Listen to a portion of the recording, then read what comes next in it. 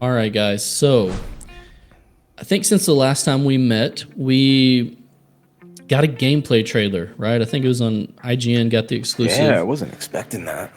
gameplay trailer, right? A I think we surprise, got but a welcome one. 9 or 10 minutes of gameplay, which I thought was cool. I'll just open it to you, Scott, because you're the resident expert on Fallen Order and stuff. You have tons of time into that game, and so what were your initial impressions of the Survivor gameplay trailer that came out? I think it's everything that I would want to see in a sequel of a game that was already great. Like you don't want to change the equation if it works. The first game was well done.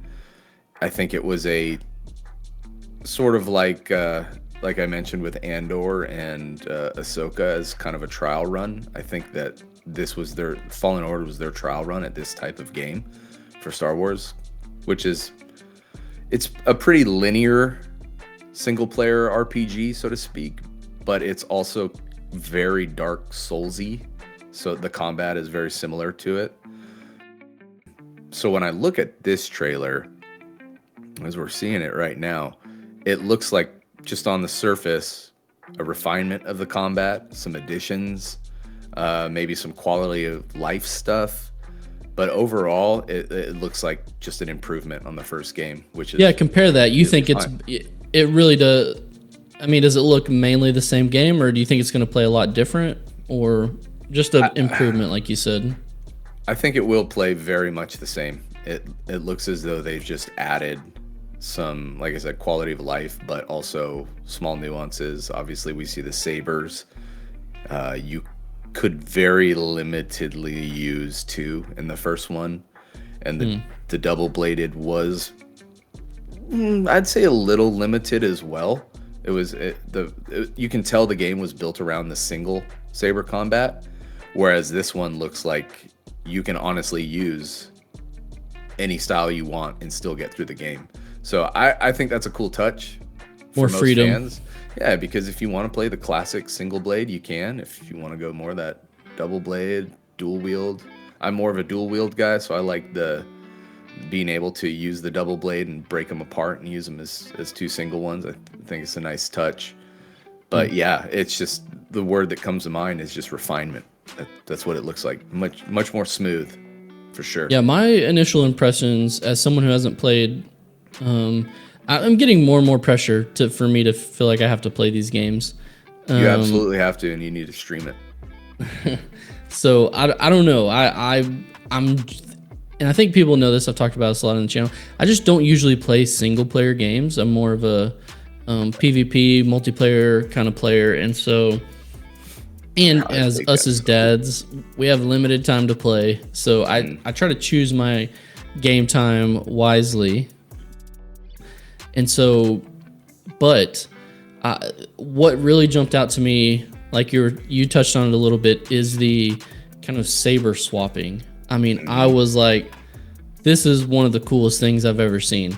To be able to go from kind of like Darth Maul-esque, like in some of the Clone Wars, where he can go from double-bladed to dual-wield kind of a thing, and I'm like, that is cool. Like, I don't think I would ever use a single. I think I like double-bladed the most, but dual-wield does look cool. Yeah. But the freedom to kind of play the way you want to play, anytime in games where you have choice, you know what I mean, and you can express yourself in the way you want to play, just seems cool. And so, like in this one, we see in the trailer, sometimes he uses lots of force abilities. Sometimes, and that double blade looks cool. yes, sometimes he's using saber combat more so. You know what I mean? And so that is just, man, such a cool touch. Even down to the nice little touches, how he turns it off and sheathes it and connects it back together. The animations, the animations it's those are super little things that make a game great. Like it's all the pieces, and this world looks a little more, I guess, lively to me. It's definitely bigger. You can tell it's not nearly as linear as the first game was. There's an open world element to it that wasn't there before. The NPCs if it was a couple scenes before this one, the NPCs were communicating with each other, and they had a couple lines in Fallen Order, but there's more going on. And similar to Red Dead and Hogwarts, anytime that world feels more alive, it makes the game better because it's just more immersive. Yeah, well, I know you talk a lot about the first game being a little more linear, and I don't know that this is not linear, but I think what you're trying to allude to is that the spaces are a little more open that you can play in. Like you have a little bit more of a sandbox to play in when you're trying to accomplish that. Yeah. Right. But yeah, oh man, the switch to the double bladed is so cool. And you can tell, I think they, like we talked about this in one of our trailer awesome. Breakdowns. Yeah, whenever he changes, oh, that's cool too, the throw. Whenever he changes to a different, like whether a single or the lightsaber with the guard on it, right? Like the actual style of combat changes. Like the animations change to the style he's using. Finishers change. Right. And this is super OP. Cool. How you gonna put this guy in live action? We never seen anybody do this. Yeah, they have to. They have to. Come on, Ahsoka show. We need some Cal. But yeah, so I don't know. It's definitely. I was really impressed with the gameplay stuff they showed. And so look right there, unlocking. At least it's not cosmetics. A poncho. The first game is all ponchos. So now that I see a jacket, at least I know they're working on it. And I pre-ordered. The pre-order gives you the Obi-Wan robe from the Obi-Wan show. Interesting. Which is kind of cool anyways. Yeah. Well, I'm big on character customization in games. Yeah. Another reason I don't play a lot of single player because you're playing as a pre-made character, which I like to create my own character in games. But if you can play as this and you have a lot of different transmog options and you character customization, that's cool. You can fully customize the lightsaber. I assume they're adding more. Interesting. That, which is already pretty robust in the first game. Right. You could collect pieces. You could change the hilt, the emitter, the crystals, the connector. You could change the type of metal it was. Like you could customize your lightsaber quite a bit. Gotcha. And I'm assuming it's going to be the same for this. What do you think this hourglass thing is at the bottom of the screen? I know it kept coming up, and at first I didn't know what it was. I was trying to figure out if it's like some kind of ultimate ability charging up, or if it's like a force meter. I know one of them have to be a force meter, but did you notice that? One is your block bar. Okay. You see it go down, I believe. Is it? Okay, right there. He's using the hourglass thing. It looks like some sort of ult or super ability with each style. It looked like a slow stasis. Time. Yeah. Is that what it is? Stasis? Like a slow time kind of a thing? Maybe each stance has its own sort of super hit or something. I don't know. Yeah. But that's a new feature. That wasn't in the first one. Okay. And then there is a force bar, I'm guessing, right? Like you only have a certain amount of... There's a force. I think the two on the bottom there, if I remember correctly, one is a defense bar, so the more you block, it will start to dwindle. You can't just sit there and hold block the whole time. You have to roll around, time your blocks, and then the other one is a force meter, so you can't spam force push or whatever. Yeah, of course. Okay, no, I think that's all cool. Like I said, I'm super impressed with it. Most of my game time recently, I have been playing a lot of Star Wars: The Old Republic, so I'm still heavy into Star Wars games, and if I have a choice of a game I want to play a Star Wars game. And so I like the merging of almost like a Assassin's Creed with like a Star Wars coat of paint on it, because I know you have a lot of the parkour and the climbing elements, like, the wall running right here. So I was a big fan of Assassin's Creed in the day.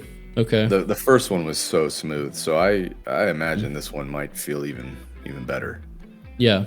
So, all right. Well, I'm considering this one. I know I didn't pick up Hogwarts, but this is definitely on my radar, and so I'm going to be keeping an eye on it. Any other big things that you noticed from it that were maybe different, or just new features or stuff that looked cool?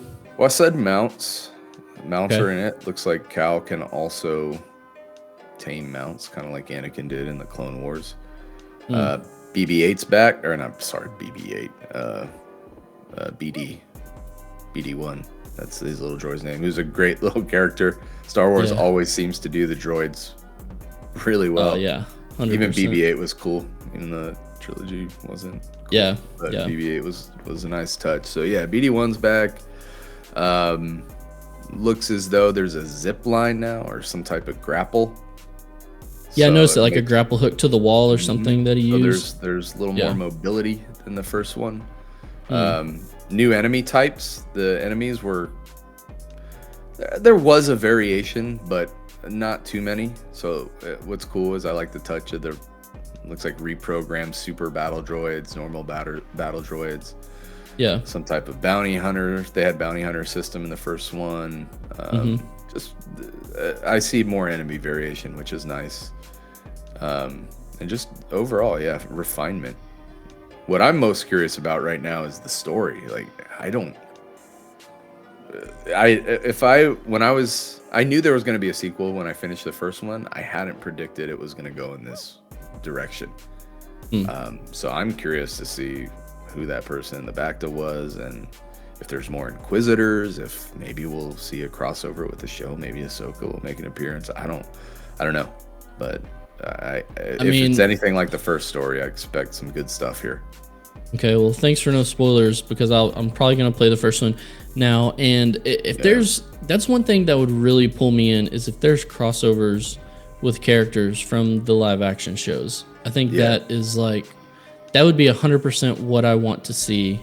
I want to see the games make a connection to the Star Wars world as a whole. You know what I mean? At this point, I can't see how Cal will not show up in any of the shows.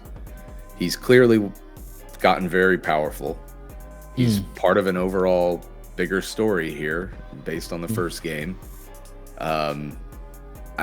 Unless they kill him off in this game, I don't see how he's not going to show up. He has to at some point. And he's a great character. He's well acted, and he's got a really cool place in the universe. I like the type of Jedi that were young when Order 66 took place, because they're not so dogmatic. They're learning the Force and learning what they were taught, like the fundamentals. Just naturally, because the Order is gone. Yeah. And they are who they are. Like, Cal's a good character. He's a good person. And he seems to be growing in both power and in his altruism and morality. So he's a great character. I love, like Gunji, seeing them young, like Kanan. He's one of those characters, like Ezra, like seeing these guys. The downside is you obviously also don't have direction. Right. So, you know what I mean? Like the speculation about maybe Ezra, being susceptible to the dark side, because there's a range of, you know what I mean? Like if Plagueis would have, got to Anakin first or whatever, you know what I mean? Like, there's obviously that goes both ways, but that makes it interesting though, right? I mean, if you know that the outcome can go multiple directions. And still, where we are in the story, like there's still a lot in this Survivor. Vader and Palpatine are still very much alive. So, right. Who knows? Well, I would love to see Cal be mentored by like Ahsoka or something, or have interactions with Ahsoka. That would be like the ultimate for me. That would be like a deal, like seal the deal for me playing this game. It wouldn't even be a question. You know what I mean? Kind of a thing. Agree. So I fully agree. And I think that's why they're keeping a lot of this. Most games, we sort of have an idea of the story, right? Like, but now we honestly know nothing. They have been very, very hidden about what's going on here. They've kept it close to the vest, so to speak. Well, it seems like there is still a renaissance of Star Wars games that is occurring, especially now that EA is not the lone license holder, even though I know this is an EA game. We know of other games in the works, the Ubisoft game, the Eclipse game that's been teased. Some stuff that has a lot of potential. And I think Star Wars games are making a resurgence, not just the Battlefront, you know what I mean, and that kind of thing. Yeah. This style of game, and hopefully a new MMO in the works, is what I'm really rooting for. Sure. But even in general, like for gaming right now, it's a good time, right? Hogwarts, Great time. Jedi. There's a couple MMOs coming out, you know, and Throne and Liberty, some other things I'm looking at. And so obviously I've been playing a ton of Destiny 2. So the new Destiny 2 expansion's coming out. So lots to look forward to, but especially in Star Wars games. I know updates for Star Wars are starting to get a little more regular. Star Wars The Old Republic, which is my main MMO. So I don't know, man. I'm pretty pumped. And so I think you are too. Oh, beyond excited for this game. Yeah. So anyway, man, Survivor, when's the date? It was March 3rd or March 10th, I think. It's moved to, I Did they push it back to April, I think, right? believe, if I'm remembering right, it's April 28th. Late, Okay. April. Yeah. And that is that before or after Mando drops? Mando's March 1st. March 1st. Okay. So we'll have a little bit of Mando, then we'll have Survivor come out. Okay. That's awesome. It's a good couple months coming up, man. And I'm just trying to enjoy Harry Potter, and Yeah, man. I'd hope to get, man, I'd love to play Destiny as well, but I don't know. Yeah, Destiny's a good time when you have friends playing, for sure. Oh, yeah. It's a cool game. It is a good game.